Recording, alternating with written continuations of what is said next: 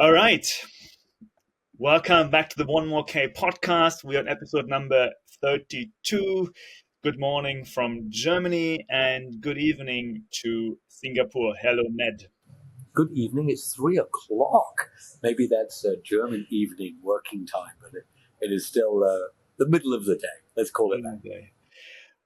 It's now the two of us, Ned. We are not with a guest today, but the feedback from the people is they also enjoyed the two of us talking. So the besties are back. We are just the two of us in the room, which is exciting. I want to dedicate this episode to a very good friend of us in Singapore. You know, we're talking about it is important to keep healthy and be out there with your loved ones. So anyone listening, stay healthy, stay with the ones you care. It was good seeing you last week in Singapore, Ned. It was great 2 weeks ago. Great to catch up personally.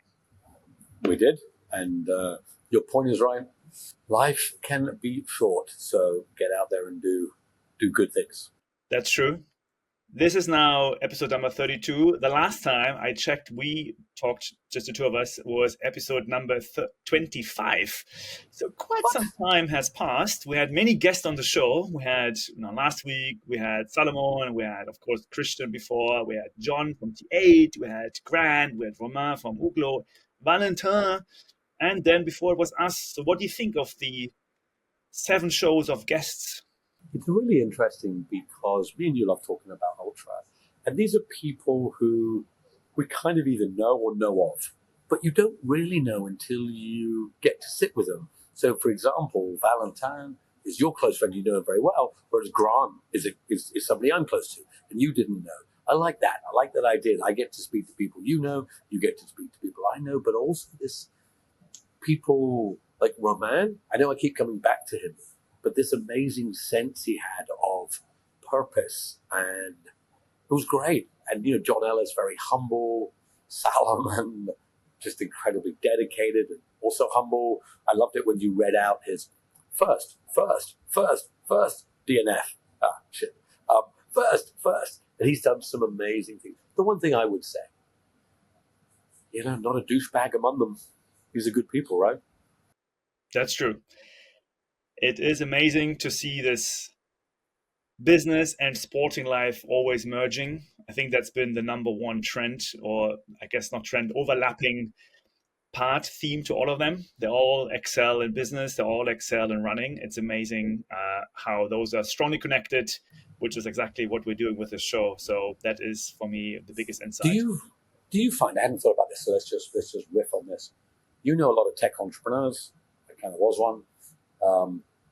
I get just talking to these endurance entrepreneurs. It feels different. It feels they're doing it for different reasons. Not one of them said, I want to be a unicorn. Not one of them is like chasing the VC dollars in that way.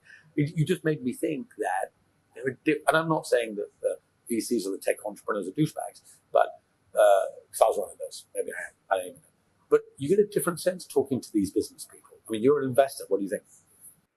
Yeah, I think the clear body, clear mind, healthy body, healthy mind, it manifests itself in many different ways, whether it's, of course, a business, whether it's also in the family. We don't touch this much here. I do think that, if you are able to have a certain mindset, it benefits you in life and in running and just in a business. I wanted to kind of touch on this note quickly. I saw on Twitter the other day, a Twitter personality has built an ETF tracking the public companies where the CEO is publicly doing strength workout. So he basically No way. ETF where they are, where you know that the CEO is basically doing strength workout, and he's comparing that one with the ETF of the S&P 500, and he shows that the people, or his ETF, which has been doing workouts, is basically trending better than the S&P 500 ETF. So there's a correlation with companies doing very well, public companies doing well, where the CEOs are working out. Wow. That's pretty cool. Right? I mean, it makes sense. It does make sense. I'm trying to find the tweet right now, so it's a bit of a. I will edit the show notes later. Sorry. It outperforms S&P 500 by 140% or 2.4x over the last 4 years. So the Deadlift ETF, how we calls it, is outperforming S&P 500 by 140% the last 4 years. Not 140 basis points, 140%. Or in X terms, it's 2.4 times than the S&P 500, 2.4 times better. So here we go. This is just deadlift. This is just strength workout. But I'm wondering if we would create a ultra ETF, where we know that public company CEOs or even startup founder CEOs are doing ultra running, if they would do better than comparable companies.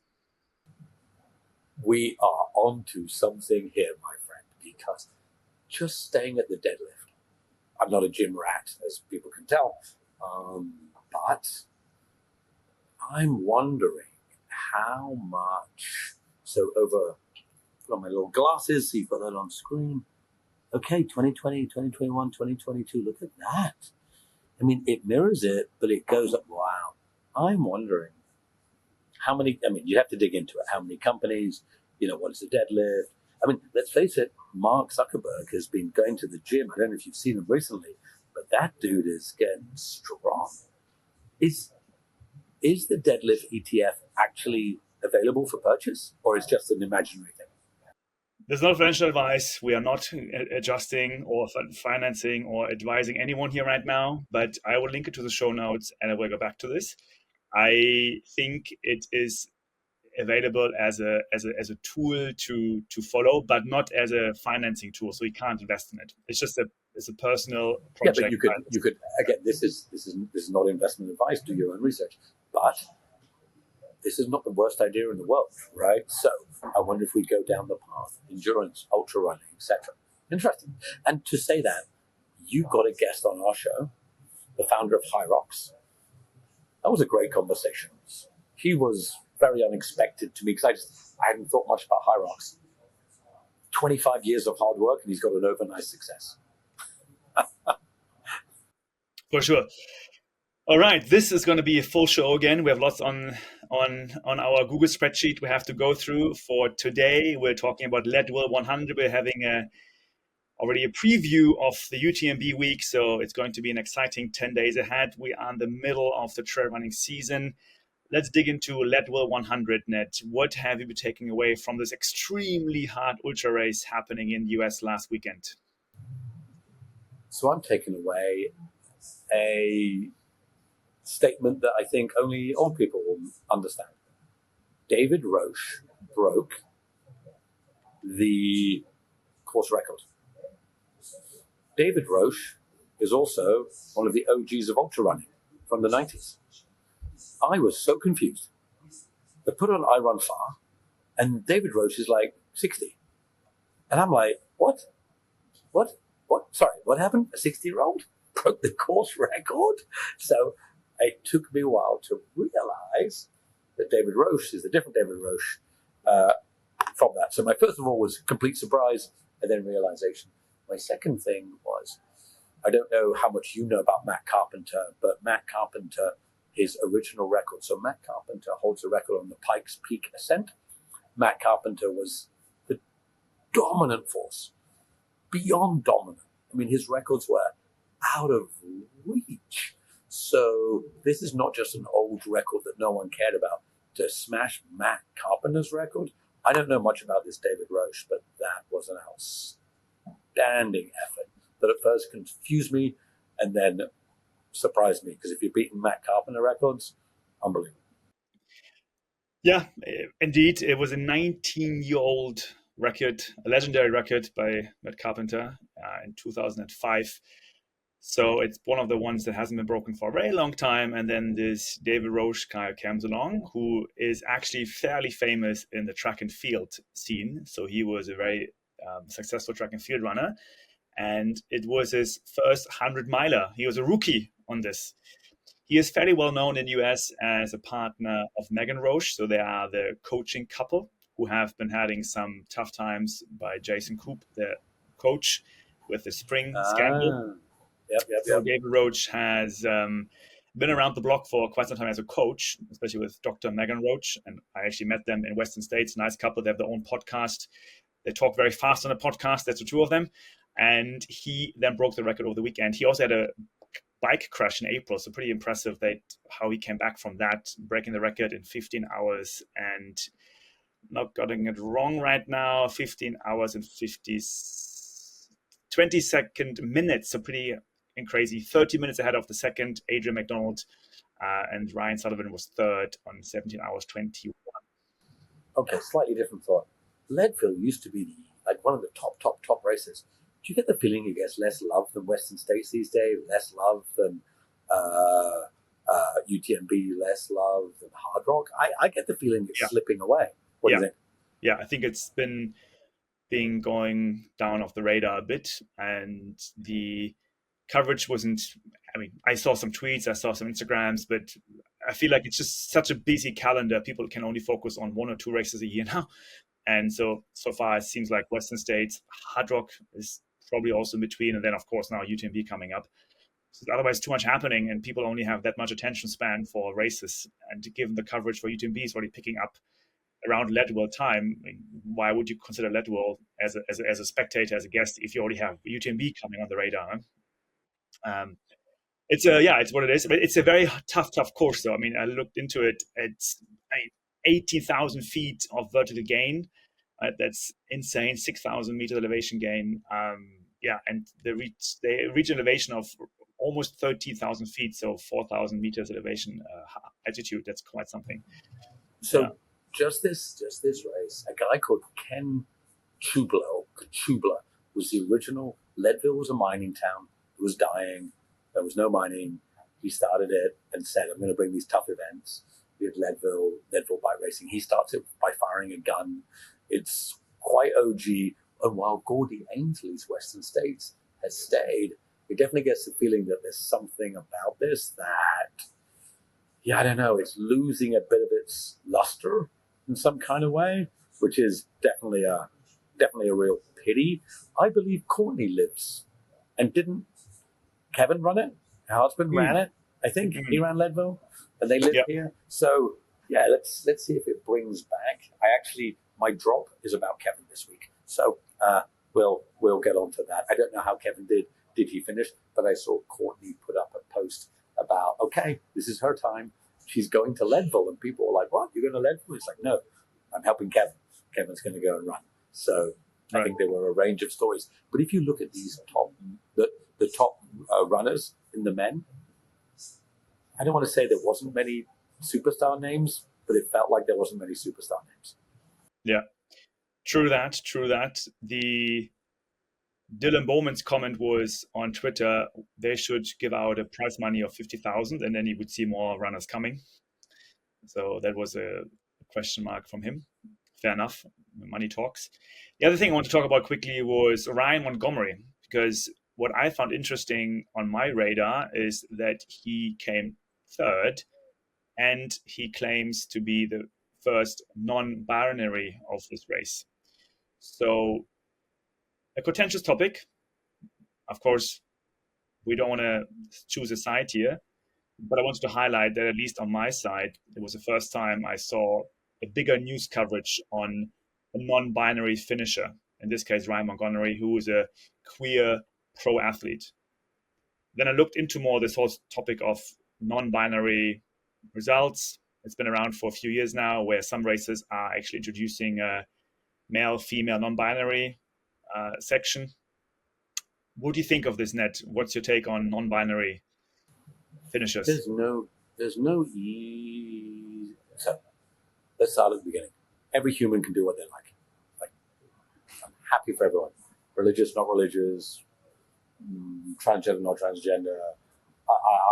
It's all good. Good luck to you, man. As long as you're a good person, we're all good.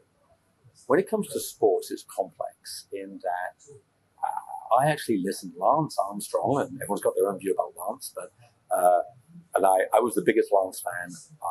When I found out, I threw away my signed jersey of him because I was so upset, and I literally threw it away. I had a signed frame, literally threw it away. And now he has his own podcast called The Forward, where he just talks about what he likes. he had a 6-part series about transgender in sport, and he got to it because his pilot on his private plane, first world problems, transitioned from a man to a woman, and he said, "Here's my issue. I had views that were quite strong that they shouldn't compete, and like all things, strong opinions loosely held. The great thing with strong opinions is that you have strong opinions, but they must be loosely held. You must listen." So he got people from both sides to talk about how do you accommodate people who have transitioned in sport. And I listened to all of it, probably 6 episodes, 2 hours each, 12 hours, people for, against. In the end, there's no conclusive answer here. But as we saw at the Olympics, it's certainly a strong touch point. The Algerian boxer, she wasn't even transitioning. She was born a female, just had super high testosterone. But, in our social media age, everyone's got an opinion. After I finished the Lance interviews with some very interesting people, my sense is just me, everyone's got a view. We have men category, we have women, we have non-binary. I think that's okay. I don't know if it's the answer, I just think it is. Now, the problem is there's not many people in non-binary, but that's okay. That's just how it is. That's just how it is.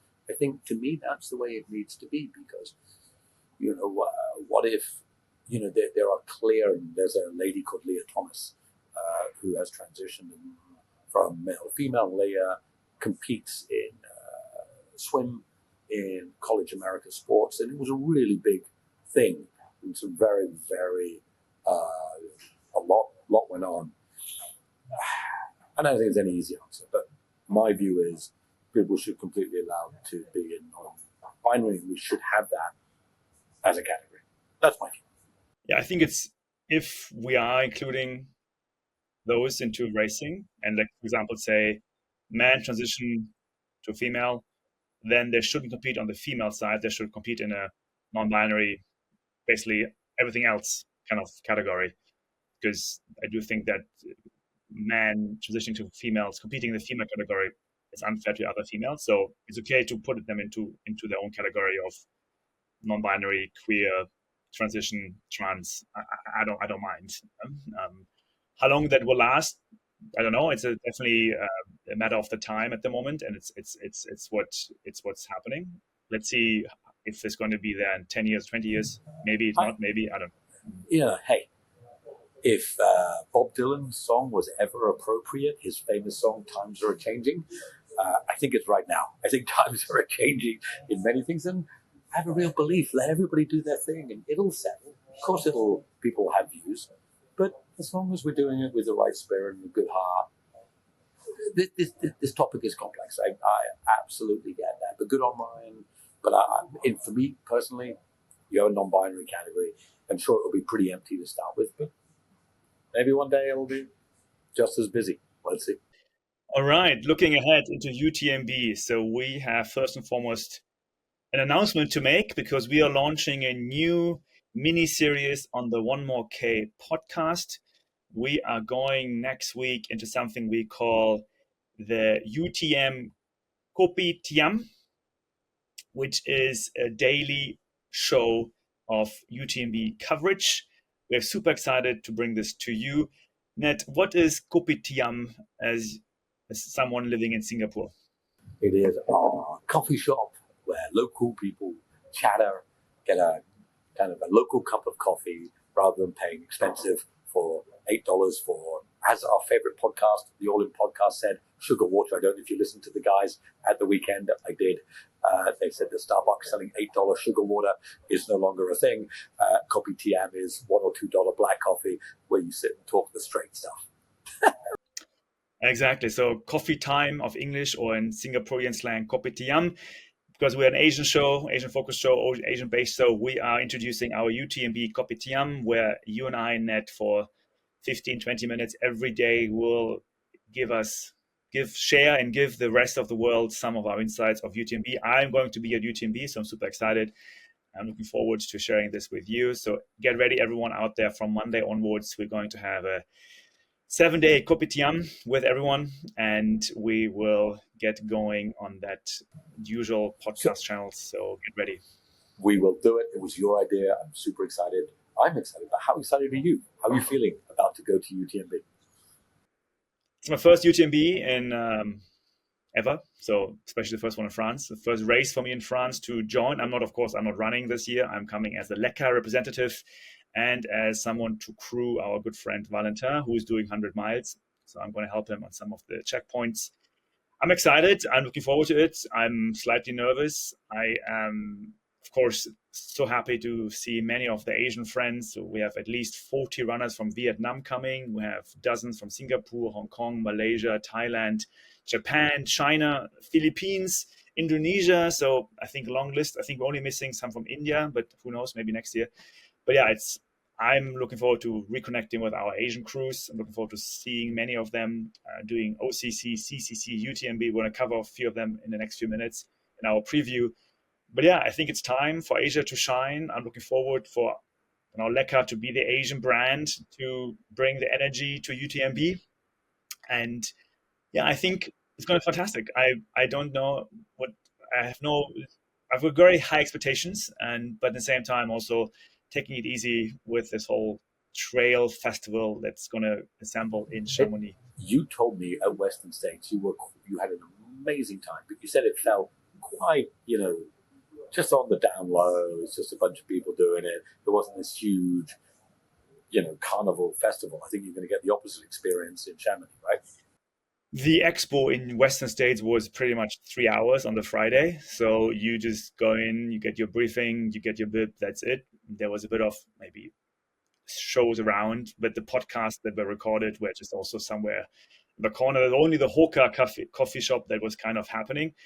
But yeah, it was amazing. In Western States, you can just approach all the athletes, everyone within a few meters. So it was just a very close-knit community. I think Chamonix will be the opposite, where you're going to have so many people running around and it might not be that easy to connect. But that's also why I think things start from Monday onwards, where, yeah, it's much more time. But with the tens of thousands of people there, it's nothing compared to the few hundreds in Western States. So I think that is a challenge, but an opportunity at the same time. We will bring the excitement in our Kopi Tiam every day. There will be you interviewing the great and the good. And if you can't find the great and the good, you have to make do with me as average. Exactly. So looking ahead into the females race, let's start there. Who are the women competing at this year's UTMB? We have a list here, of course, but before we go there, let's hear from you, Ned. We're excited about to see what is your view on this year's starting field on the female side. Courtney's not back, so Courtney's not racing. You have to say that Katie Scheid, who is looking like she should dominate, and you'll see lots of different names from Katie Scheid to go through there, Blondine, if I pronounce it correct, Hirondelle. But to me, the name that is Ruth Croft has never done UTMB. Madness. Like, she's a crusher. She's very humble, very calm, cool documentaries. She comes from like a trucking family. She's incredibly understated. But my money's on Ruth Croft. I mean, I get it, the Katie Scheid, absolutely.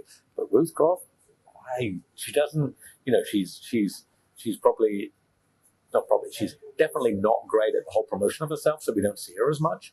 But I think she has a huge opportunity. And of course, from an Asian side, Fu Zhao, who I think this is her 5th UTMB. Wouldn't it be amazing if she finally cracked it? That would be. She came at UTMB? She came second. Second. Sorry, at Western States she came second. So Western States she came second. Yeah. I mean, if you're coming second at Western States, it's not inconceivable you win UTMB, right? Yeah, Katie Scheid might be maybe a bit tired. She had an amazing Western States. So she came second last year. And I'm curious to see how well she recovered. I think she's strong this year, though. But at the same time, of course, she is trained in America, which is more runnable. UTMB is much more steep and technical. So let's see how that goes. But who? Katie Scheid? Katie Scheid, yeah. No, but Katie lives in France. That's true. Yeah, of course. She's, yeah. She is American. She started on the American trials. And maybe this is the thing. She moved to France. She won UTMB. Jim moves to France. He won UTMB. Maybe that's where the Americans on the men's side or the women's side, back from Rory Bozio to Courtney, they've been winning. But, maybe the fact is that these trails are so different, they get to it. But, yeah, anyway, I mean, we have, apart from Katie Scheid, Esther Sillag, and Fu Zhao, it'd be so cool. Lecker is there, and an Asian representative wins. I mean, it's got to happen. For sure. We also have, of course, Emily Horgood. She did fairly well on Western States as well, 4th place. So she's also, of course, the smiling part of the whole crew. So very looking forward to seeing her. Ragnar de Batz again. She also was at Western States. The long list goes on and on, but it seems to me that the female, just like Western States, you have a very strong female starting field. Of course, we're missing Courtney, but I'm very curious to see who is going to crush it here. Ruth Croft is a good call. I'm curious to really see her perform against Katie. But yeah, Fu Zhao, she's very consistent. I think I wouldn't be surprised if she would come top 3 this year. That'd be fantastic. Moving over to the males, there is also, of course, a great starting list. We have Jim Walmsley coming. Again, he won it last year. He won Western States. He's definitely the favorite of this year. We also saw in Western States how he was pushed a bit. He was definitely put under pressure. So I'm curious if this is going to be the same at UTMB. It would be fantastic to put some pressure on Jim, and he wouldn't have it too easy. But yeah, I think at the moment he's probably the top favorite. Who else do you think is going to be out there pushing Jim and making it work? So I'll talk about pushing Jim, then I'm going to talk about something else about it. Mathieu Blanchard, who pushed him really hard last time when Zach was there, and Germain Granger, who is Katie Scheid's partner. The one guy I would love to see is the German dude, Hannes Hamburger. He's He is such a good dude. I heard him interviewed on Dylan Bowman. That dude is just hilarious. I think he's got such passion for it. He's never had a lot of luck. So I think, I don't know why, I just don't think Jim's going to do it this time. Nothing against Jim. I don't have a hangover from his documentary. I don't know. I just don't think he's good. I think some surprise. If you look at it, trail running is bringing up these surprise people, like in Western States, the dude who was leading Jim. I think some unknown is going to pop out and absolutely crush it. I don't know who, but I'm just going to take a bet. I mean, who would I love to win? Ludovic Pomeray. He won Hard Rock. Dude's like 110 years old. I think if he won, I would be like, let's go. But look, Jim's the obvious one. And so I'm going to ask you a question then. I'll say, who do you think? So my bet is Jim DNFs. Nothing against him. I just think shit's going to happen this year and a surprise person's going to come through and take it out. What do you think? Just for clarification, Ludovic is not 110, Ludovic is 49, so just in case someone was going to quote us on the wrong side. I hear you and Jim. I find it fascinating how media documentary has influenced you and your view on Jim.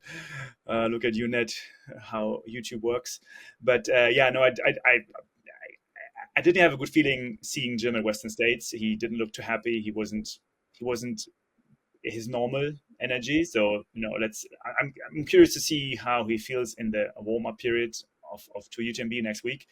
Definitely, Western States already had an inkling that he's not going to crush it, and he was under pressure.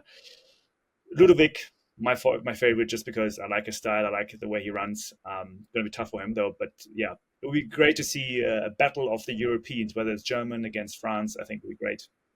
So, separate topic. 6, 7, 8 months ago, and just when we started this podcast, there was a FUTMB, if I can say it that way. Nobody was going to race, everyone was going to pull out. What I see on this list is the Europeans, the Asians, no one gives a crap, and some of the Americans didn't come. But apart from that, you wouldn't really notice it. Was that as we say in Britain, a storm in a teacup? Yeah, I mean, if you even just track our own podcast, I don't know when the last time was we talked about UTMB properly. It was many episodes ago, where at the beginning of the show in January, February, we probably covered it every single week. And I would say we are some kind of hype guys in inverted commas, so we follow the trends, and at the moment we are not covering it much. So that tells you everything. I have not seen it anywhere in any kind of channel, whether it's Twitter or Instagram. It's been under the radar again. Yeah, but you're right. It's been UTMB managed then to get out of it, and I'm sure next week we hear probably only positive things, and everyone's going to be super excited. The only one who won't be super excited is Corinne Malcolm, who got banned as commentator for her outspoken views, so she doesn't get to commentate because Corinne got thrown off. Look, in the end of the day, we've spoken to UTMB people. We've had the CEO of International on. They're good people. They made a mistake. Let's see how Gary's event goes. But I think you're right. When you get there, no one's going to care. It's all going to be hype, happiness, let's go. The only thing is, I think for anybody who's into the soul of the sport, they'll probably bemoan. You already hear Billy Yang talking about it at TrailCon, back in the good old days in 2014, when, sport was real. I'm like, 2014, dude, like 1990 was real time. But I think the new generation don't care. The event will be amazing. And then Gary will have his event and life will carry on. All right, now we come to the part of the show where Ned competes against AI. So what's going to happen now is I'm going to ask you a question. I'm going to add ChatGPT a question, and then we see what the outcome is. So Ned, who is going to be your winning predictions for this year's UTMB? My winning predictions for UTMB, Ruth Croft on the women's side. And hold on, which random dude is going to win? It's not Jim. Oh, hold on, Markus. Am I trying to tell you what ChatGPT is saying, or am I just trying to give you my honest answers? I want to hear your answers, because you're after all a human. Last time I checked, so let's stick with that. Let's stick with that. Okay, and then I am going to say who is going to win the men's. I am going with somebody completely random. I know who's going to win. Pau Capel. Pau Capel isn't even on the radar. Pau Capel's going to win, of course. Like, he's been out. He won it in a wire-to-wire about 5 years ago. Dude is hungry. Pau Capel's winning. Okay. So if I ask ChatGPT who will win the UTMB 2024, the answer is, if I had to pick one person likely to win UTMB, it would be Jim Wormsley from the United States. He won a 2023 UTMB in record time, and he's been training intensely in France for the past few years to master the course. So that is the reference based is on I Run Far and Run 247. So okay. You say Paul Capel, ChatGPT says Jim Wormsley. Okay, let's do it. Moving on. What is the biggest upset for this year, 2024? In trail running or in life? In UTMB 2024. The biggest upset is that a storm comes through and the race is cancelled. Okay. So you're talking about the weather, basically. And ChatGPT says it could be Germain Granger. Okay. Fair enough. Because he said, although he finished third in 2023, an unexpected victory over more heavily favored runners like Jim Wormsley would be considered a significant surprise. ChatGPT is talking shit. It would not be a surprise if Germain Granger wins. I see. Okay, good. Then so when will a Chinese runner win UTMB 2024? Hold on. When? You mean 2024? You mean in what year after 2024? Correct. 2026. Okay, why is that? I think they're close right now. I think some of these athletes are getting close. I think the money is coming, huge number of runners, and I just think there's complacency in the European runners. They're not training as hard, and I think there is going to be this, the gap's closing quicker than we think, and 2026. Okay, so now ChatGPT is making it, giving me two responses. I didn't know that's possible.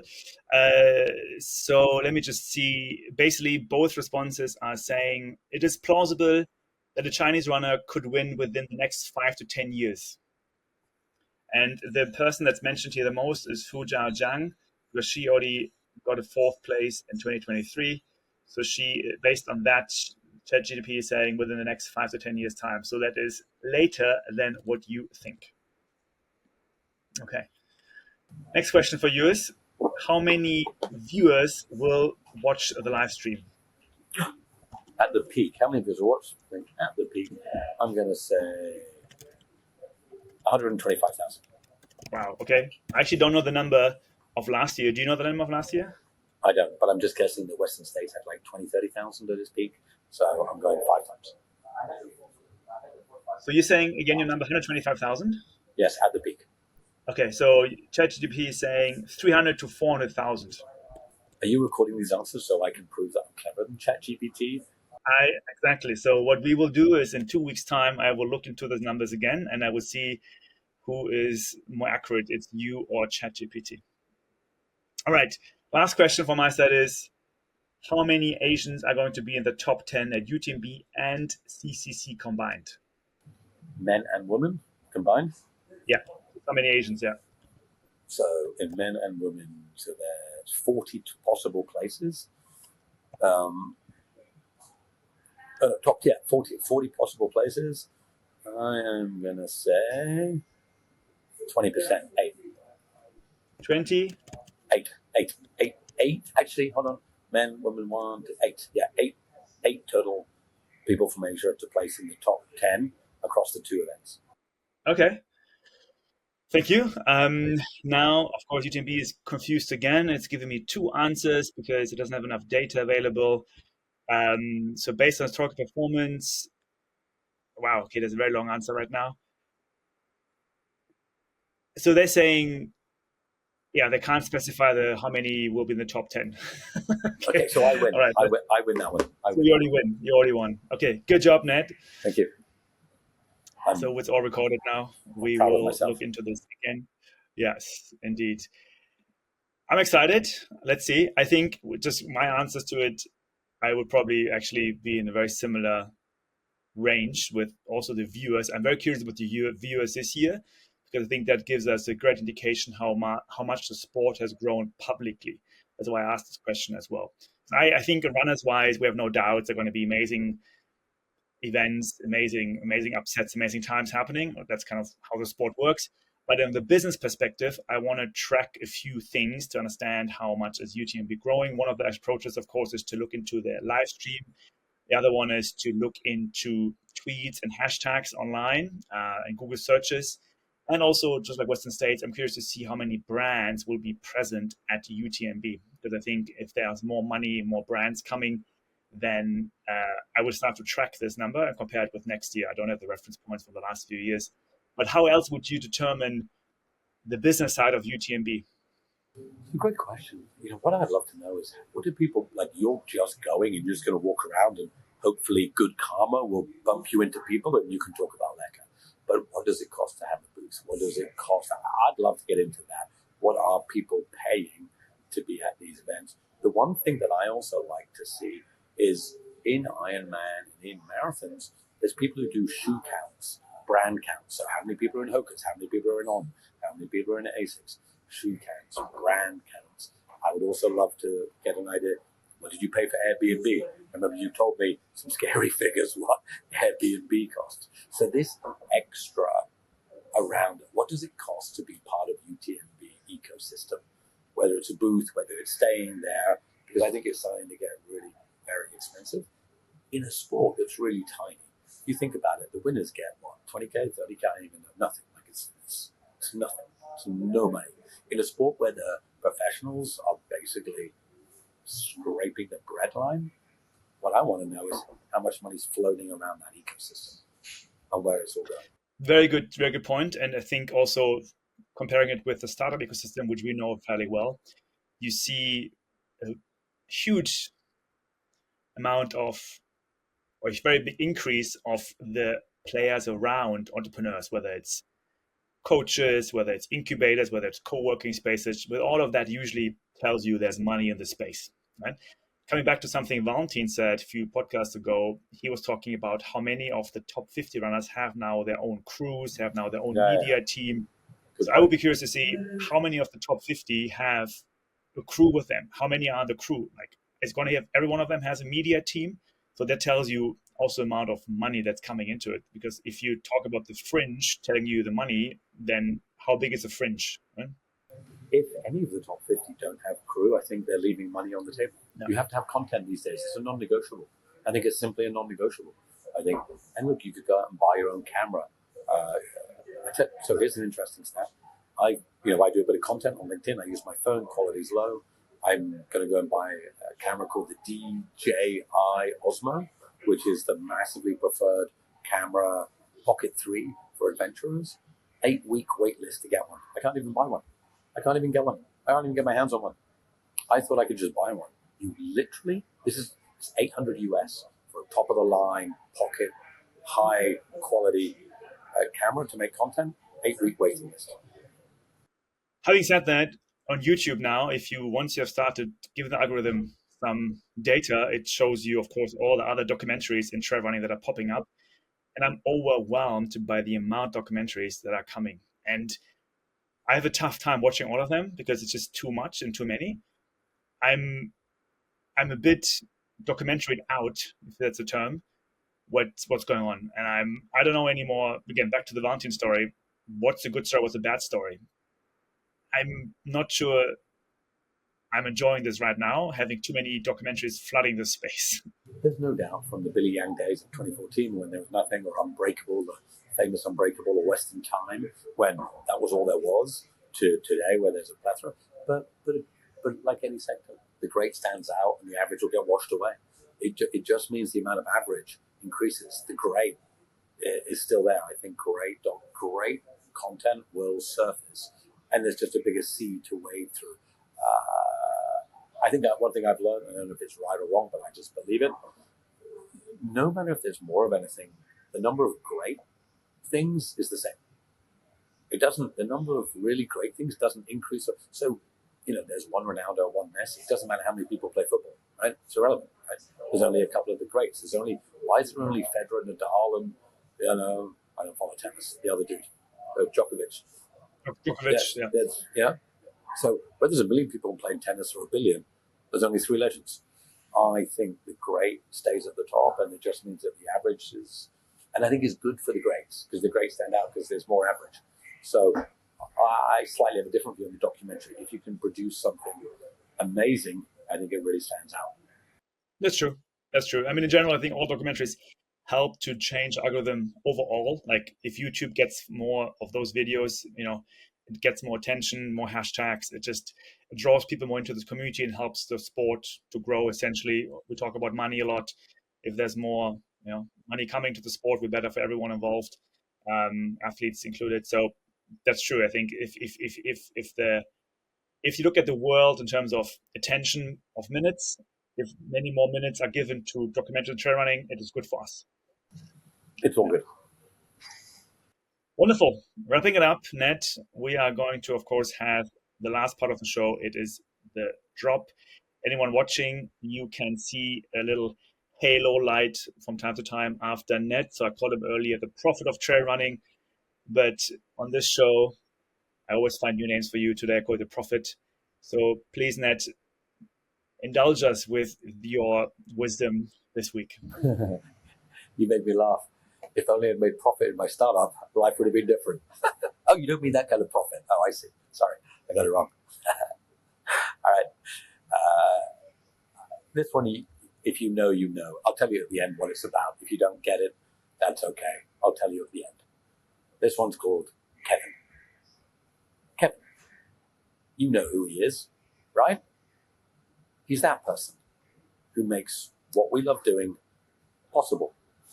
Let's face it, trail running is selfish. It's us doing our thing for a long time in faraway places. And when we do it, we need our Kevin there. For what? To crew, cheer, wipe, love. Because without them, we can't get the best from ourselves. We might stop. We might cry alone. No one likes crying alone. They give us gel, water, Coke, clothes, love, motivation, music. They are there for all of it. But why do they do it? It's probably as boring as batshit. Standing around for 6 hours to meet you for 5 minutes, that's a bad ROI. There's no profit in that. But maybe there is, because they do it for us. So what must we do in return? Honestly, we don't do a lot. We can say thanks. That's all. Maybe a hug. But what if Kevin wants to run? What if he wants to run his race? Then it's game time. Then it's time for us to be their Kevin, to be the support they gave us. Because if we help them fly, they will help us forever. And it doesn't have to be a race that they're doing. Whatever is their thing, you be their Kevin so they can be that for you. So Courtney, do your best. Be the best Kevin you can for all of us. See you out there, Ned. And if you don't know who Kevin is Courtney's husband. Kevin is really good at crewing, and I'd love to watch it because clearly Courtney's a force of positive nature, but the calmness, this beautiful little documentary that they did together, Kevin has this calmness, Courtney has this energy. But the reality is, I love watching them as a team. I love watching his calmness. I love watching their stuff together. And, look, you can do 100 mile without a crew. In backyard, the famous Swedish guy, oh my God, I cannot believe I've forgotten his name. He won backyard with no crew. So he won backyard with no crew. You can do this with no crew, but it's not the same. So if you're listening and you have crew, give them a hug, say thanks, tell them you love them. And whatever they want to do, whether it's running, cooking, knitting, watching a 8-hour Harry Potter movie extravaganza that you hate but have to watch with them, do it, because sometimes being Kevin probably sucks. Indeed. Thanks, Ned. I'm looking forward to crewing some people at UTMB, and I think it's a very special task as well. It is great to support the greats. So Kevin is a Kevin. Let's do it. One and only. All right. I think thanks for the show. I'm excited to dig more into our Ultra ETF. I am actually considering putting something together there if there's data available, of course. Do it. But it's fascinating to see if there's a correlation between business success and ultra running, ultra sports. We'll see. Must be. On this note, Ned, see you next week for our UTMB Kopi Tiam. Safe travels. And everyone for watching and listening, thank you so much. Subscribe, share, reach out, whatever you think is right. Also, trail love and speak soon. See you later, people. Take care.